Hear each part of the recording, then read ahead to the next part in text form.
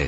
काफ हा या आइन सौद, ये तुम्हारे परवरदिगार की मेहरबानी का बयान है जो उसने अपने बंदे जकरिया पर की थी, जब उन्होंने अपने परवरदिगार को दबी आवाज से पुकारा और कहा कि ऐ मेरे परवरदिगार, मेरी हड्डियां बुढ़ापे के सबब कमजोर हो गई हैं और सर सफेद बालों की वजह से चमकने लगा है।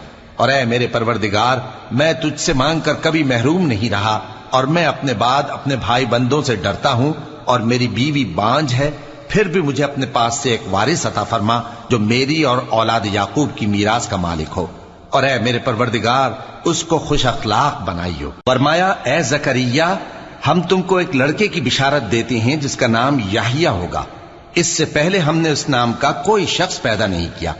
उन्होंने कहा कि परवरदिगार, मेरे यहां किस तरह लड़का होगा जबकि मेरी बीवी बांझ है और मैं बुढ़ापे की इस हालत को पहुंच गया कि सूख गया हूं। हुक्म हुआ